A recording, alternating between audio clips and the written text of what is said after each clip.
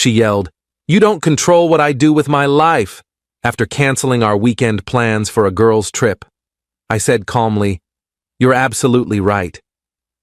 3 days later, when she came home and saw what was missing, she didn't say a word, just sat down and started shaking. I'm Derek, 34, and I'd been living with my girlfriend Andrea for 2 years. We'd been together for 5 years total, met through mutual friends at a concert, fell into that easy kind of relationship where everything just worked. Or so I thought. The problem started about 6 months ago.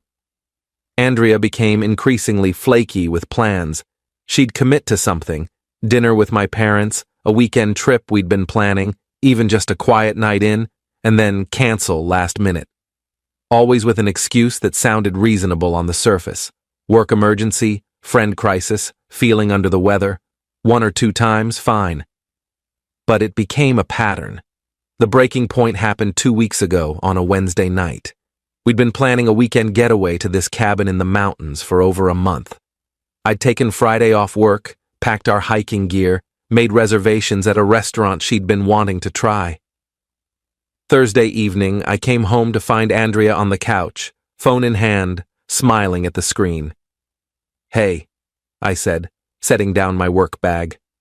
"All packed for tomorrow?" She looked up, and I saw something shift in her expression. Guilt, maybe, or calculation. "About that," she started. "Jess called. Her boyfriend just broke up with her and she's devastated. A bunch of the girls are putting together a last-minute trip to the beach to cheer her up. They're leaving tomorrow morning." I felt my jaw tighten. We've had this cabin planned for over a month. I know, and I'm sorry. But Jess really needs me right now. She's completely falling apart. Can't the other girls handle it? You made a commitment to me. Derek, she's my best friend. I can't just abandon her when she's going through something this painful. And what about abandoning our plans? This is the 3rd time this month you've canceled on me. She stood up, phone still in her hand. I'm not canceling on you. I'm being there for a friend who needs me. There's a difference. Is there? Because from where I'm standing, it feels like everyone else's needs come before our relationship. That's not fair. I'm allowed to have friendships. I'm allowed to be there for people who need me. I'm not saying you can't have friendships. I'm saying I'm tired of being the fallback option, the thing you fit in when nothing better comes up. Her face flushed red. Nothing better? Are you serious right now? My best friend is heartbroken and you're making this about you? I'm making this about the pattern, Andrea, about how I plan things and you cancel them, about how I'm starting to feel like I don't matter to you anymore. Oh my God, you're so controlling. She threw her hands up. You don't control what I do with my life. I looked at her for a long moment. She was breathing hard, face still flushed, holding her phone like it was a shield. And I realized something in that moment. I was done fighting. You're absolutely right, I said calmly. I don't control what you do with your life. She seemed surprised by my sudden shift in tone. So, you understand why I need to go? I understand perfectly. Have a good trip. I walked into the bedroom and closed the door. I heard her moving around the apartment for a bit, heard the front door open and close around 9. She texted me later. Staying at Jess's place tonight. We're leaving early tomorrow. I'll be back Monday evening. Love you. I didn't respond. That night, I did something I'm not proud of, but also don't regret. I went through Andrea's laptop while she was gone. I'd never done it before. Always trusted her, always believed in privacy. But something about her reaction, about the way she'd been so quick to yell and deflect, made my gut twist. I found her messages with Jess easily enough. They used the laptop messaging app. And there, in plain text, was the truth I'd been trying not to see. There was no breakup. Jess's boyfriend was fine. The beach trip was real, but it had been planned for 3 weeks. Andrea had known about it when we booked the cabin. She'd just been trying to figure out how to get out of our trip without looking like the bad guy. But that wasn't the worst part. The worst part was the other messages. Messages with someone named Tyler. Flirty messages that went back months. Nothing explicitly physical, but the emotional affair was obvious. Inside jokes, complaints about me, promises to finally hang out properly when timing was better. And then I found it. A message from Tyler from 2 days ago. Can't wait for this weekend. Beach house is going to be perfect. Tyler was going on the girls' trip. I sat there with her laptop open, reading message after message, feeling something cold settle into my chest. Not rage, exactly. Something calmer and more final than rage. I spent Friday and Saturday thinking, planning. By Sunday afternoon, I knew what I had to do. I'd contributed about 60% of our shared expenses over the 2 years we'd lived together. The apartment lease was in both our names, but I'd paid the security deposit. Most of the furniture was mine from before we moved in together. The TV, the couch, the bed, the kitchen table, all mine. She'd brought some decorations, her books, her clothes, but the functional parts of our home were largely my stuff. Sunday evening, I called my brother and 2 friends. I need help moving tomorrow. Can you guys help me out? They showed up Monday morning with a truck. By noon, I'd moved out everything that was mine. The couch, the TV and entertainment center, the bed and mattress, the kitchen table and chairs, the coffee maker, the good pots and pans, the microwave, my clothes, my books, my personal items. All of it gone. What I left behind was a nearly empty apartment. Her decorations on bare walls, her clothes in an empty bedroom with no bed, her books on the floor where the bookshelf used to be.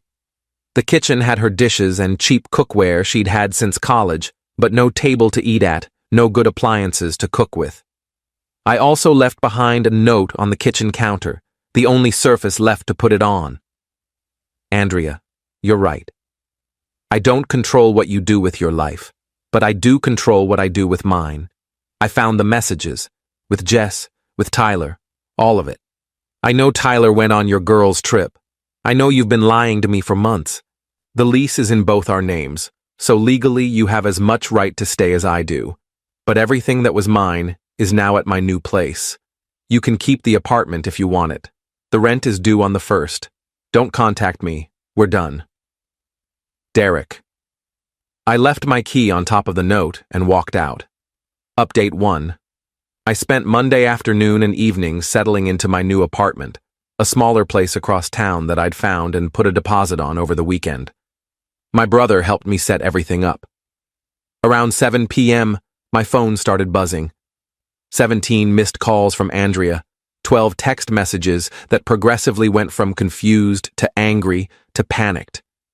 Where is everything? Derek, what the hell? Did you break in and take our stuff?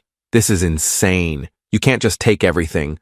Please call me. We need to talk. I can explain about Tyler. It's not what you think. Please, Derek, I'm freaking out. Where am I supposed to sleep? There's no bed. This is crazy. I'm calling the police. I blocked her number. She tried calling from other numbers. Friends' phones, I assumed. I blocked those too. She showed up at my new place around 9 p.m. I'd anticipated this and hadn't told her the address, but she must have gotten it from my brother or one of my friends somehow. I didn't answer the door.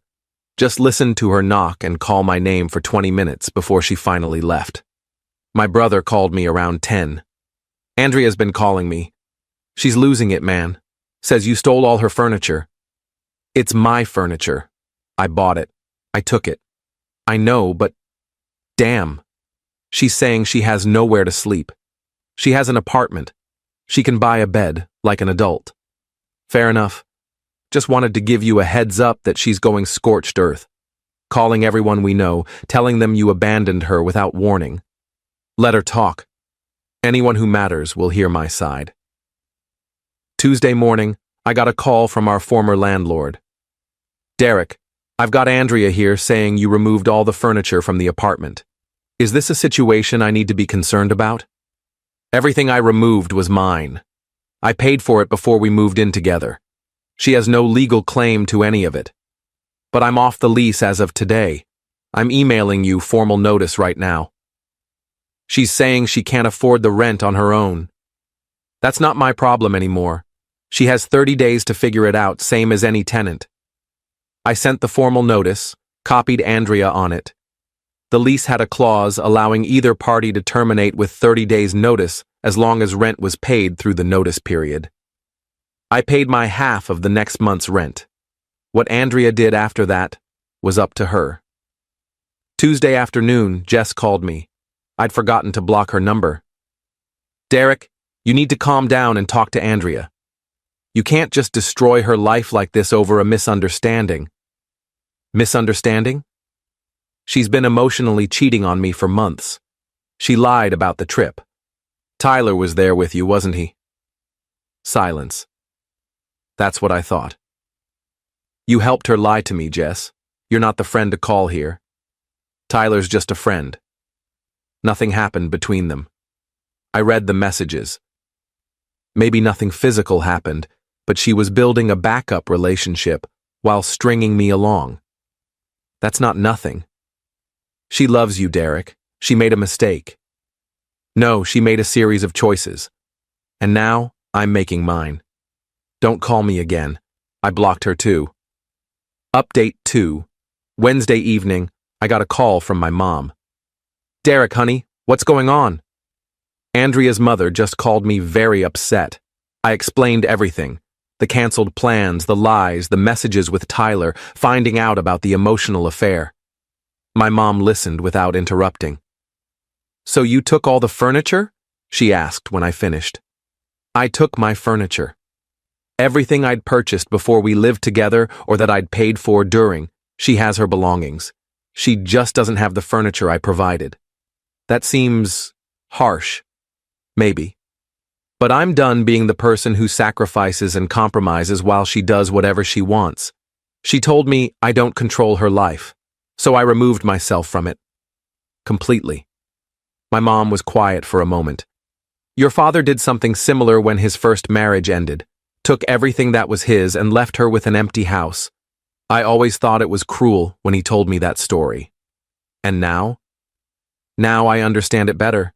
Sometimes you need to make a clean break. Just be prepared for the fallout. The fallout came Thursday. Andrea posted on social media.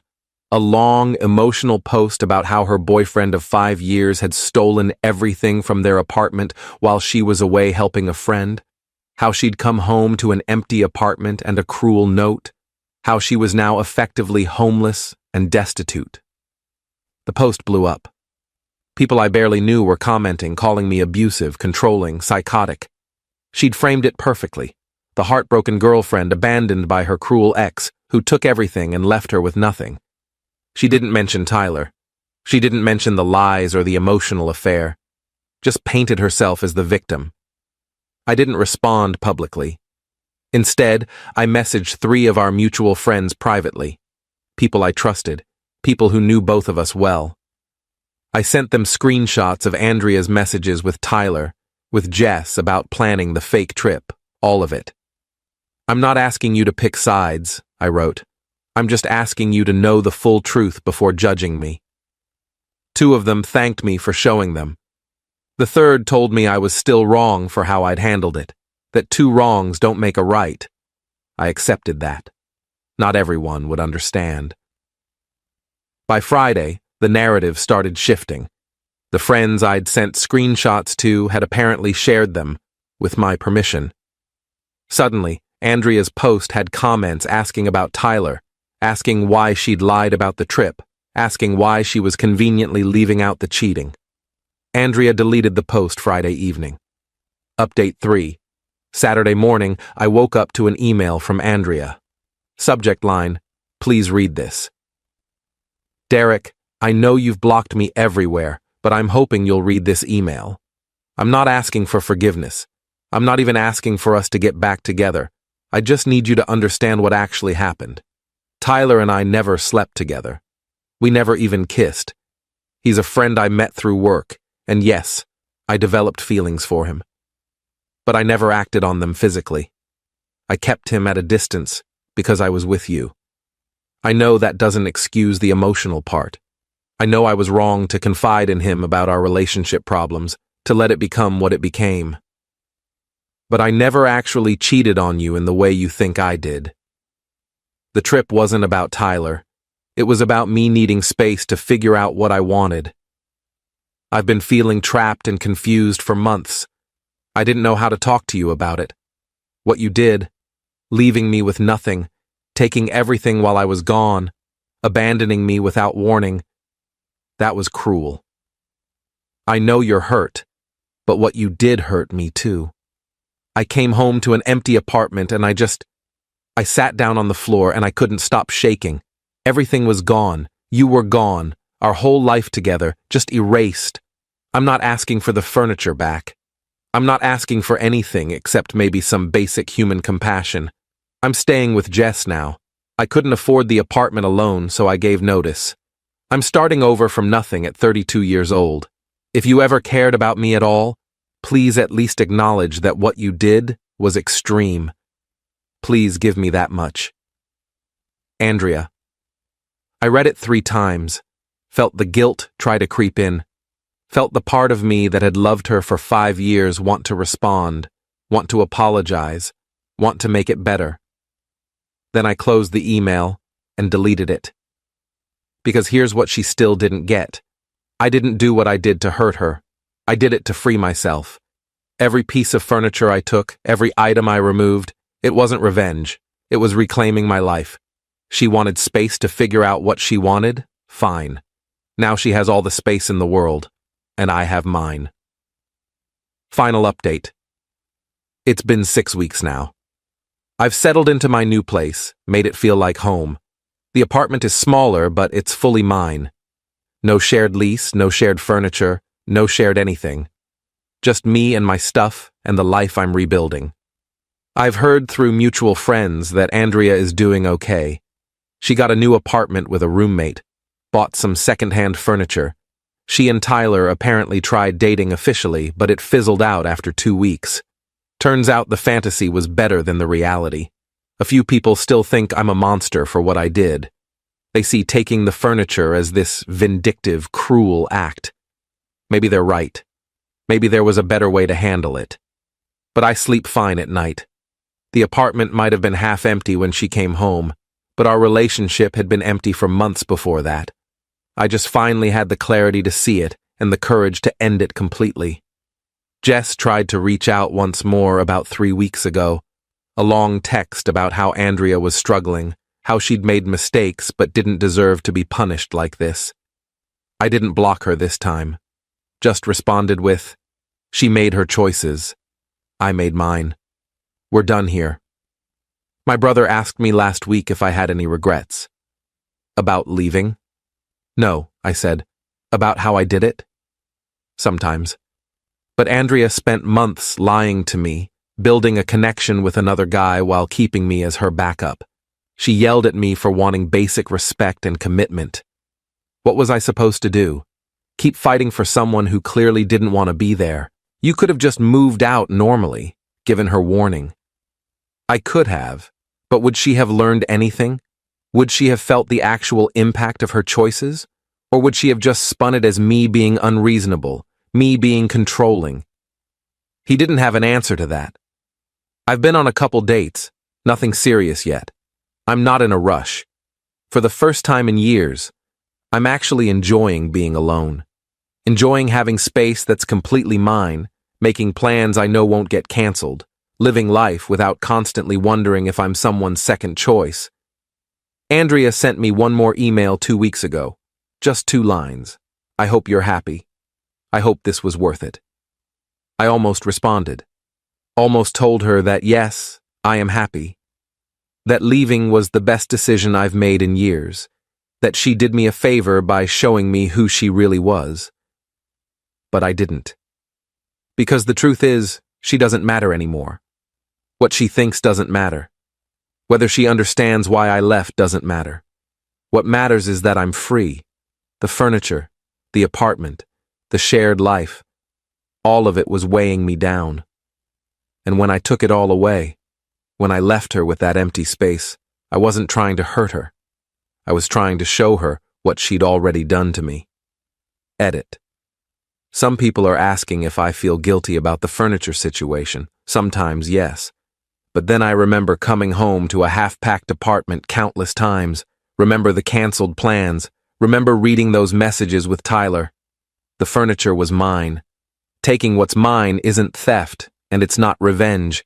It's just boundaries. Edit 2. No, I haven't heard from Andrea directly since that last email. I have her blocked on everything. Friends tell me she's moved on and is doing fine. Good for her. I've moved on too. Edit 3. For everyone saying I should have just broken up with her like a normal person, I did. The note was the breakup. Taking my furniture was just the punctuation mark.